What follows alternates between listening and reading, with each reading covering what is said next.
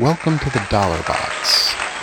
The Dollar Box is a new channel dedicated to value and dollar bargain bin card collecting and investing. The goal of this channel is most of the sports card channels talk about the big cards and what's hot now and how to prospect and things like that, which is fantastic. And I've learned a lot through that, and I actually apply it myself. I also collect and flip soccer cards, but we'll get into that a little bit later. But the primary reason was to look at another possible angle concept to collecting and investing in sports cards. So a little about me. Like I said, I've been collecting a long time. I got out of the hobby in my early adult years, like most of us have a family and kids, buy houses, get jobs, travel. Did a lot of convention work and some charity stuff and things like that, which I will continue to do that. But about 3.5 years ago, I got back into the hobby and the whole thing has changed. So it took me a long time to do some research and figure out how to fit into the new hobby and how to make it work. Buy lots. So I've been buying lots for quite a long time. Sometimes buying lots of a couple hundred cards just because there's one or two cards in there that I can see extra value in or need for my collection or can flip or whatever. So I want to do some focus on looking for lots, how to delve deeper into a lot that's being offered. A lot of times you'll just see a big fan out of cards on a table without any major details for each card. So there are some ways to look at those and get a little bit better picture of what's in it and what it can be for value. So, and then the other thing, of course, is the dollar bin. So we've all been to shows, rummage sales, estate sales, things like that, where you find cards. And inevitably, there's always a box that's like, just put all this stuff in there for $1. A lot of times you can find $5, $10, $15, $20 cards in those boxes. So I want to spend some time on, how to look through sorting and try to find those gems, because those can be easy flips. So the point is of this channel is to look for value now, not the prospect. So instead of buying the player that will go up, I want to at a discount. So you'll hear me mention discarded cards a lot. That's what I like to call them. That's your dollar bin buys generally, or like I said, your lots, things like that. Buy 5, get 2 free, stuff like that. So my collection, like I said, I'm a Brett Favre super collector. I obviously collect other cards as well. I do a lot of soccer now. I do like vintage football. Kind of ironic because I was just looking at a couple weeks ago, buying non-quarterback cards, because that was all you were supposed to buy in football. That was the only thing that had value for the longest time. And I figured that would change with the boom in the market and, even big men getting some money in NBA, like Shaquille O'Neal and things like that. Dwight Howard recently having some increases, being in the finals. So I thought it was going to be an opportunity in football to look at receivers and defensive players and some running backs, tight ends, things like that haven't seen that sort of increase yet. So that was going to be a focus on a bargain episode, but on a dollar box episode, but looks like that explosion's starting, in some cases already happened. So as a matter of fact, about when I was thinking of writing that episode, I had bought a PSA 8 1986 Jerry Rice for about $120, and they're almost $400 now. So certain cards we've already really seen that explosion in. But there's obviously still going to be some opportunities out there, so that's something that I want to look at too. So why do a YouTube channel? So again, as I kind of alluded to earlier, there seems to be a lot of channels that kind of focus the same way. You know, the top 5, the hottest cards, looking at the market mover charts and seeing what's gone up and what's gone down. Well, a lot of times the cards I'm buying aren't even on those tracking systems, and they're certainly not going to be the top 5 cards of the week, things like that. Because I'm looking more at the discarded cards in most cases. Sometimes for my collecting, I'm looking for the next best thing and stuff like that. I mean, there's nothing wrong with prospecting, and I enjoy doing that.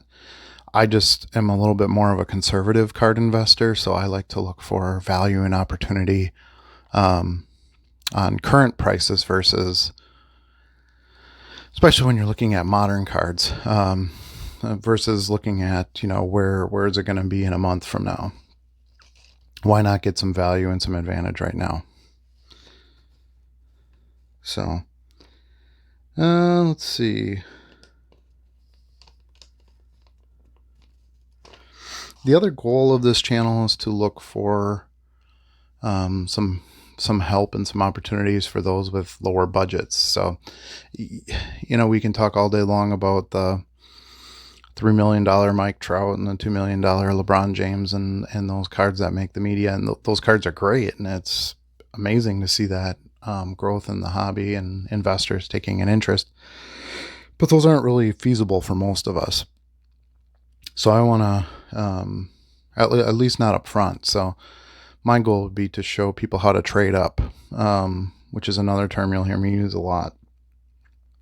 I like to take $1 cards that are underpriced, sell them for $5, take the $5 and buy some underpriced cards and buy some $10 cards and so on. So if your goal is that $100,000 PSA 10 Jordan 86 Fleer rookie, let's see if we can get you there. It's going to take some work. It's going to take some time. It's going to take some patience. But it's certainly possible.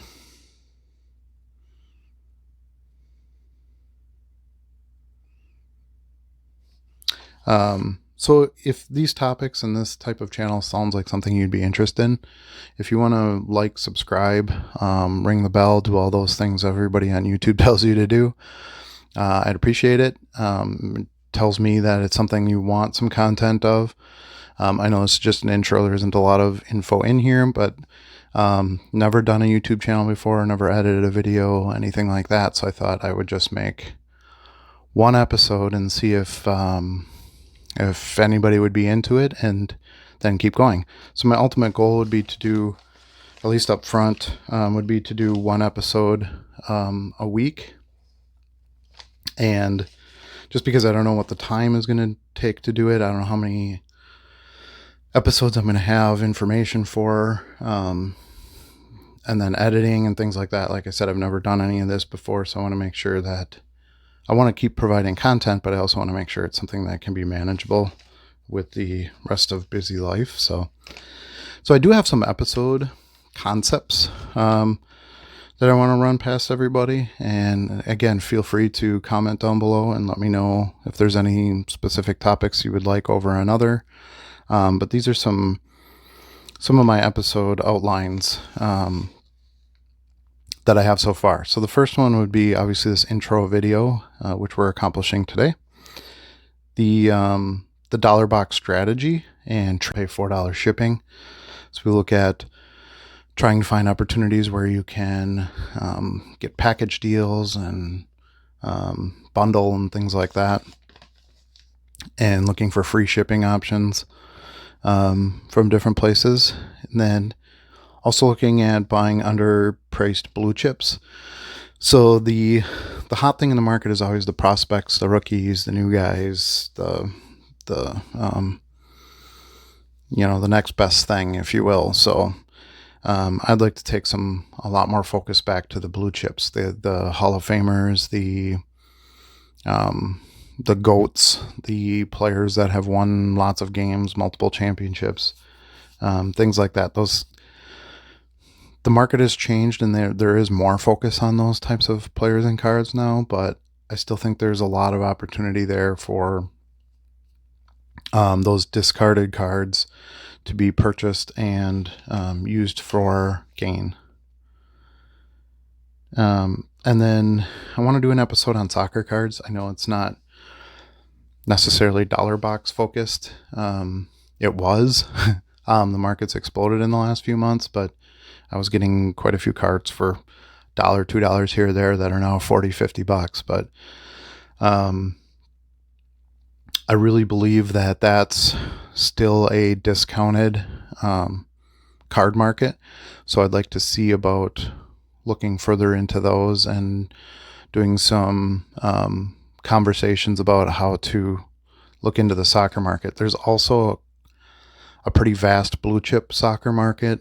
Soccer by no means is a new sport. And there's a lot of older players that I would assume most of my U.S. audience has never heard of or seen. Looking at older stickers and things like that. So I think there are some dollar box and blue chip, underpriced blue chip investing can apply to that card market. So I think it fits into this channel to that degree.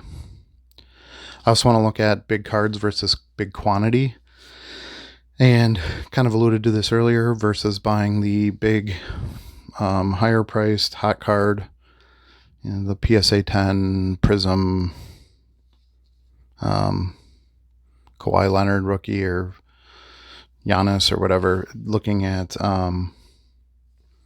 instead of buying that card, buying 100 underpriced Giannis base cards of his second year and getting those at a deal and then flipping those. A lot of times you can get a better percentage return.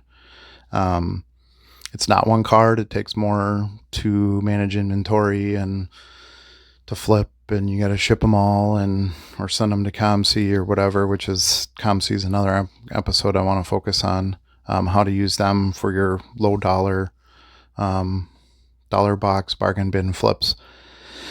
So yeah, it's an interesting strategy. It takes a little bit more, but the gains can be huge. Plus, you can diversify your risk. And then an episode on flipping lots. So this is probably my primary strategy. I don't do a ton of card shows. I don't live in a market where there's one every weekend or anything like that. So I'm constantly looking for eBay has been the best source just because there's more lot selling there than anywhere else. But I buy a lot of lots, and like I said, sometimes it's just for one or two cards. Just something that I know I can easily get value out of, and as long as I can be patient with them to some degree, I can get them all sold. Postage and mailing small dollar cards. So I want to do an episode on that too.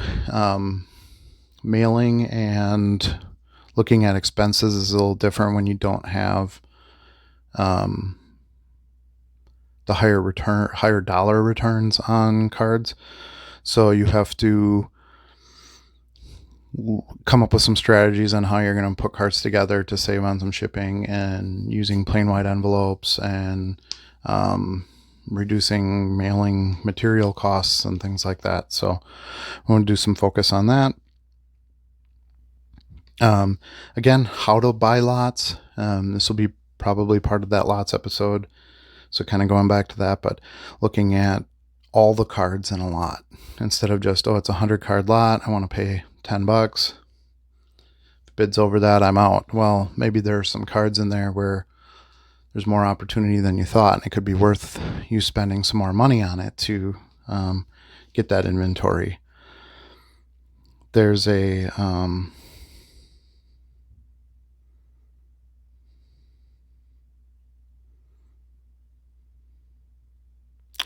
okay, so then the next one would be the social media.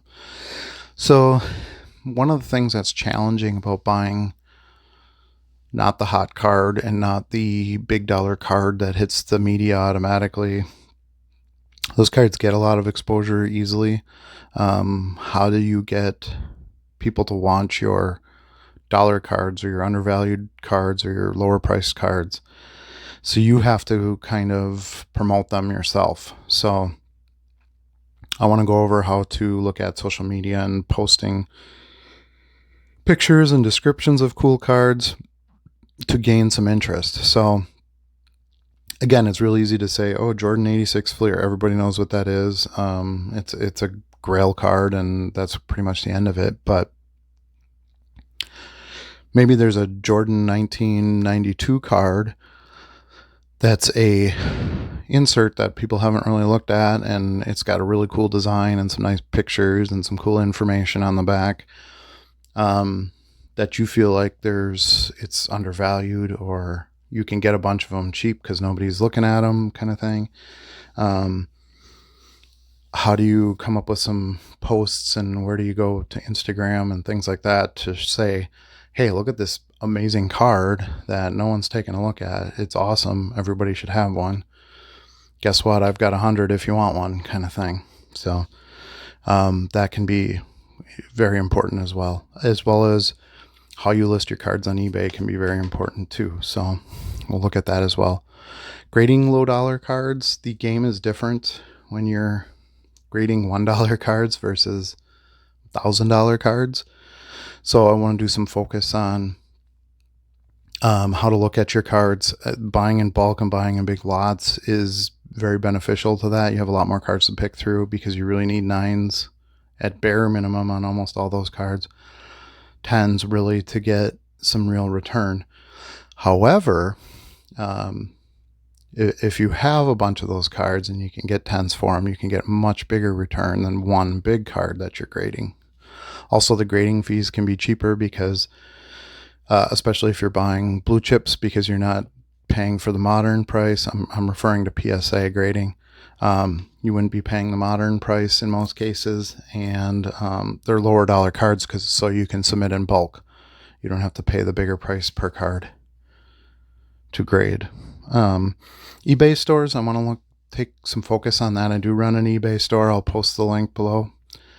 The big thing with eBay stores is subscriptions. So they've changed quite a bit in the last couple of months. eBay has introduced managed payments, which I'm getting pretty used to now. I've been on it for about a month. But the store subscription has offered a lot more for free listings and things like that. You really have to take advantage of that when you have lots of cards, because you don't want to post a $1 card and pay a 35-cent listing fee. It might not even sell, so you can see quickly how that would add up, and you're never going to make anything. So you need to take advantage of all your free auction listings, all your as many store listings as you can.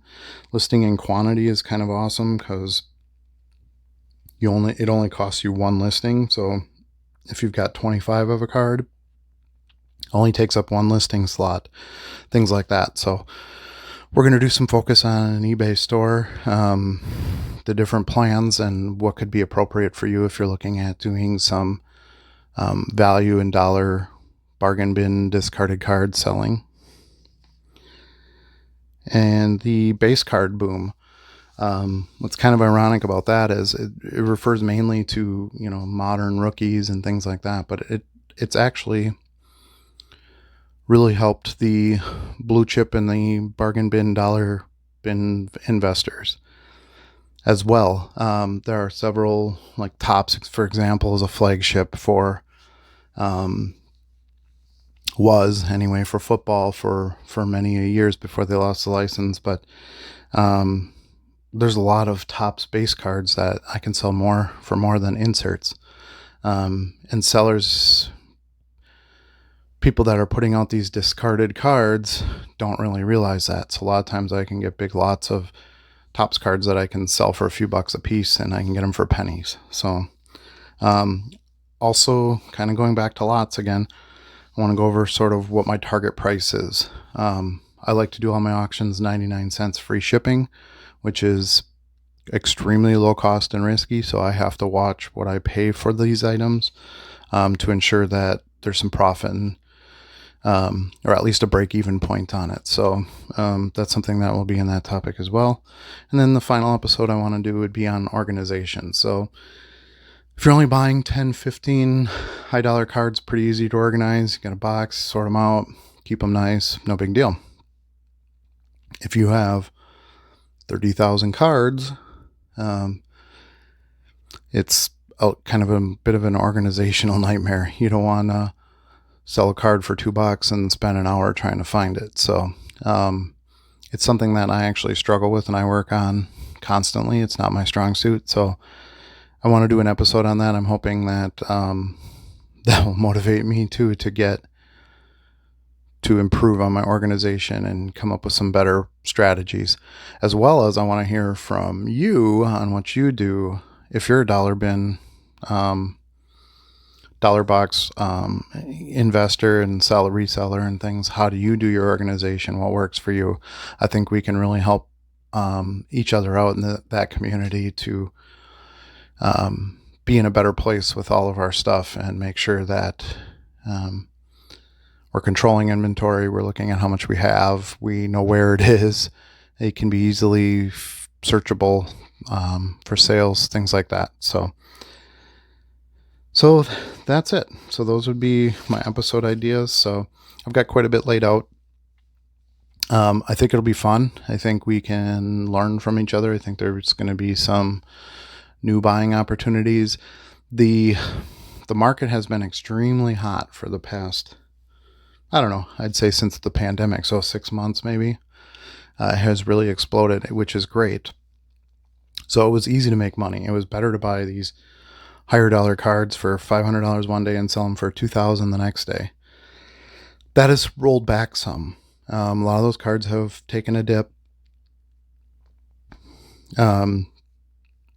So we need to find some new strategies on what are we going to do in this hobby to A, make some money, and B,